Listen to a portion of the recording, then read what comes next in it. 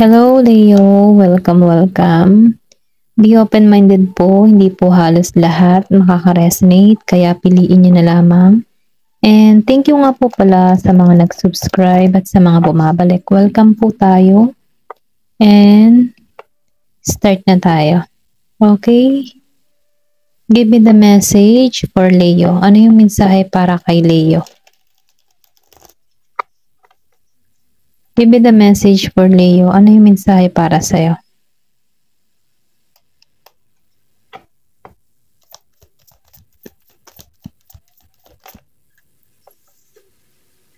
Meron ka ditong the Magician.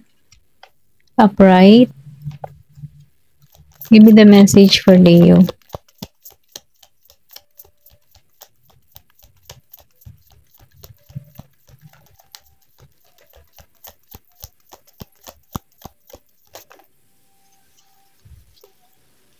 Masyado madami.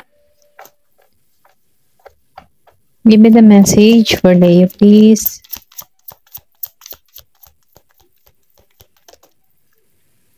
Meron ka dito the world, okay? Give me the message for Leo.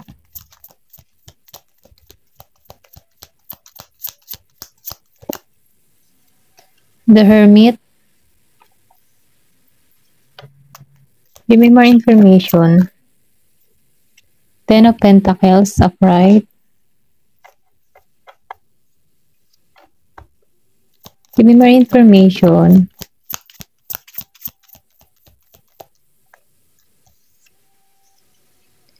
Meron ka ditong Seven of Pentacles. And the Lovers. Upright. Give me the message for Leo.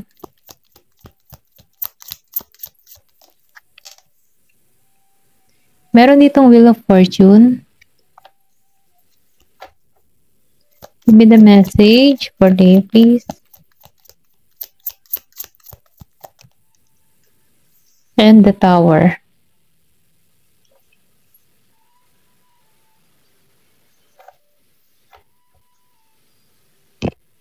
Okay. Meron ako nakikita dito, Magician. Then, sinabayan ng the world. Yung iba sa inyo, kung ikaw ay may balak, mga ibang bansa, or sabihin natin na nagpaplano ka, meron ka sa nakikita ditong makakaalis. Okay, matagal niya na tong iniintay. Mayroon ka ditong ma-achieve dahil lumabas ang the world. Na kung saan nakikita ko dito yung positive outcome parating sa'yo. Kasi nakikita ko dito yung desire mo na ma-receive mo to, itong hinihiling mo. Kasi nakikita ko dito na meron kang hinihiling at masasakatuparan mo to.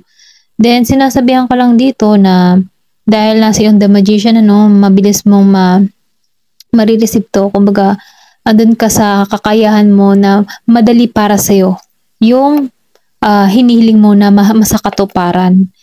Kasi nakikita ko rin dito yung pagiging mong malikhain. Pero ganun ba man sinasabihan ka dito na isipin mong maigi kung ano ba talaga yung hinihiling mo, klaruhin mo, kasi madali mo nga itong marireceive kasi nga narito si the Magician. Then, nafe-feel ko din dito,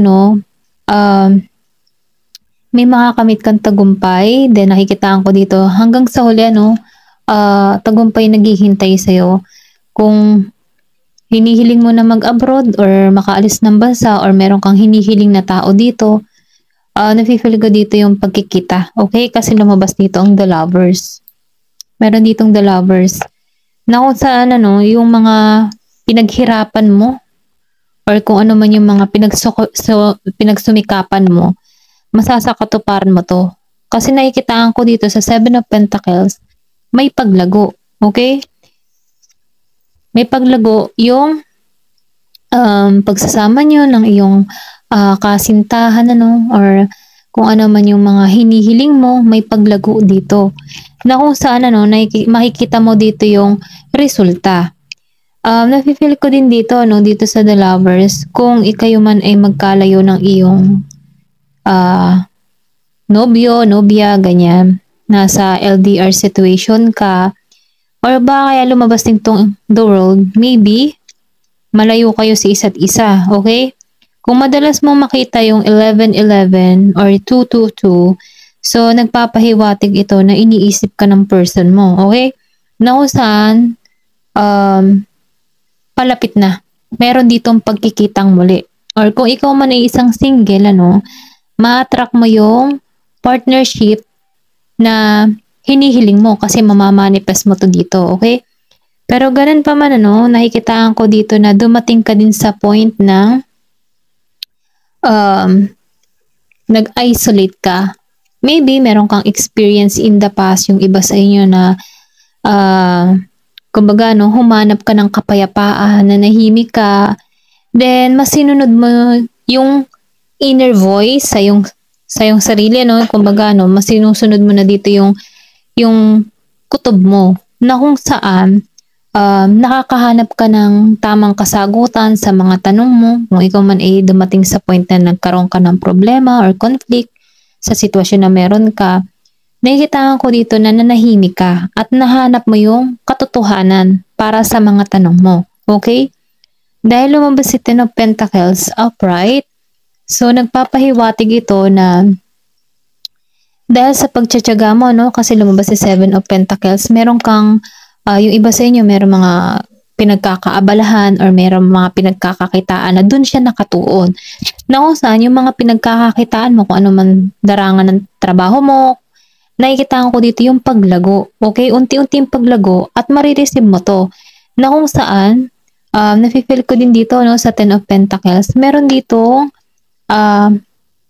may kapirahan may kapirahan ako nakikita dito na kung saan may pamana. Yung iba sa inyo meron ditong mamamana na kung saan magiging siyang mapala dito. Then yung iba naman nakikitaan ko rin dito dahil sa pagsusumikap, meron ditong kasaganahan na patuloy, kumbaga dire-diretso. Kasi andito na nga yung infinity sa The Magician kung makikita mo, infinity. Nagpapatuloy, maybe, yung iba sa inyo, meron family tradition na kung saan pinamamana yung business na nakukontinue ng mga susunod pang kaapu-apuhan, okay? Na kung saan, sa'yo ipamamana, okay? Hindi halos lahat ha, ito lang nakikita ko, meron ditong pamamanahan. Then dito sa The Wheel of Fortune, kasi lumabas ang The Wheel of Fortune So nakikita ko din talaga dito na destiny mo to, okay? Destiny mo ma-receive tong mga blessing na patungo sa'yo. Kasi kung tutuusin, nakikita ko dito na swerte ka sa larangan ng pag-ibig, then swerte din sa pera, Kasi nasa iyo yung magandang kapalaran. Kumbaga, yung mga ginagawa mong kabutihan, good karma yung ipinagkakaloob sa'yo. Okay? Kasi dahil nagiging kang mabuti, kung ikaw man ay nakaranas before ng maraming kabiguan, dito na yung time na ibagkakaloob na sa'yo. Kasi, good karma mo to yung marireceive mo itong blessing na to. Kasi kung makikita mo, may Wheel of Fortune, Ten of Pentacles, and the Lovers. Then nakikita ko rin the World. Pwede rin sabihin na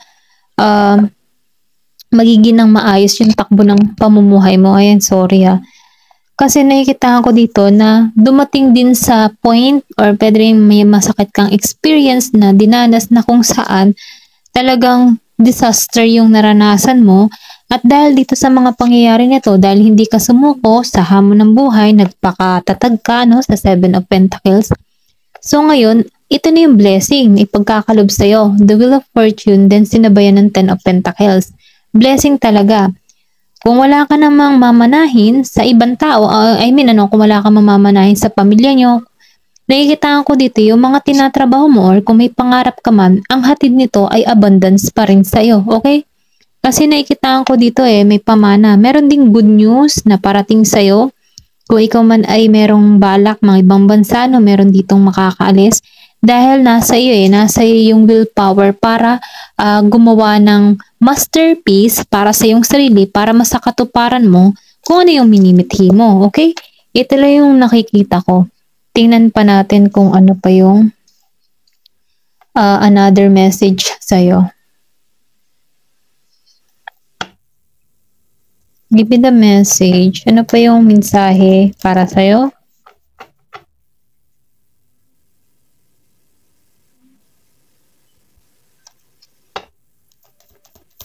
Ano pa yung mensahe sa'yo?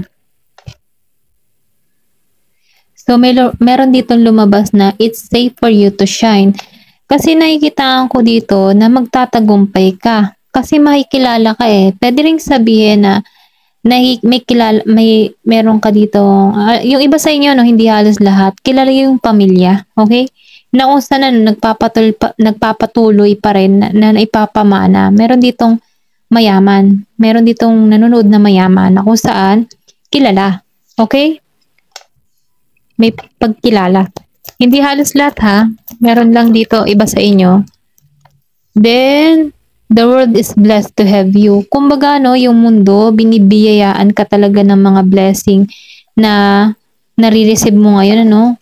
Material man, then sa love life man, ano? Napaka-bless mo, okay? Ito lang yung nakikita ko kasi nasa yung Wheel of Fortune, madali para sa iyo ma-manifest yung gusto mo. At dahil dun, ano, ligtas ka, okay? Maybe may protection or pwede rin sabihin na ikaw ay yung tipong tao na mananampalataya. Matindi yung faith kay God. Then dito, no, I'm grateful for the earth. At dahil dun, ano, magiging kang, alam mo yun, parang masasabi mo sa buhay mo na napaka-grateful mo dahil sa mga nare-receive mong blessing. Okay? Kasi hindi ka, yung iba sa inyo, hindi namuhay ng mahirap. Kumbaga, no, hindi siya lumaki na nahihirapan. Kumbaga, swerte siya sa pamilya niya, swerte siya sa kanyang mga kabuhayan, okay, na kung saan napapamana. Okay, hindi halos lahat ha, pero yung iba sa inyo, ganun yung sitwasyon, or yung iba naman sa inyo ay merong mamanahin. Okay? Then, yung iba naman, dahil sa kanyang kasipagan, magpapatuloy sa kanyang henerasyon. Okay? Kumbaga, no, mapapamana. Kasi nakikita ko dito yung Seven of Pentacles na kung saan, ano, yung pagsusumikap mo ay magbubunga na kung saan magpapatuloy ito. Okay? Magpapatuloy ito. At marami kang mga achievement na marireceive dahil sa kasipagan mo. Kumbaga, no, yung successful ay hindi natatapos para sa'yo. Okay?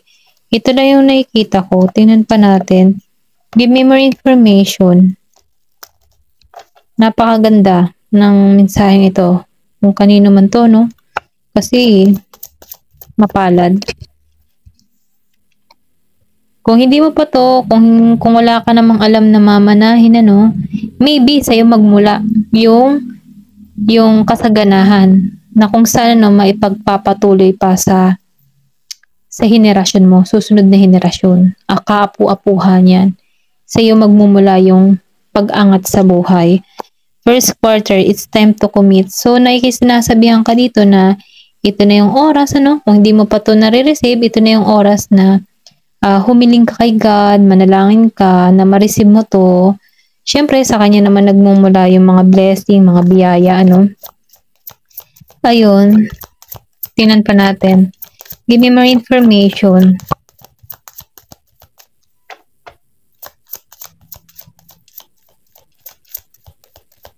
Nakikita ko dito na magiging kang masaya. Okay? Yung iba sa inyo, may pagkikita ng kanyang minamahal.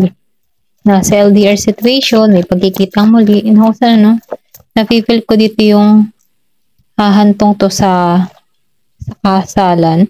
Meron ditong last quarter, what is holding you back? Yung iba naman sa inyo, nag-iisip, nag-aalinlangan, dami mga tanong. Pero ganun pa man, ano, magiging ka ng positibo. Kasi may tanong dito, ano ba ang pumipigil para sa'yo?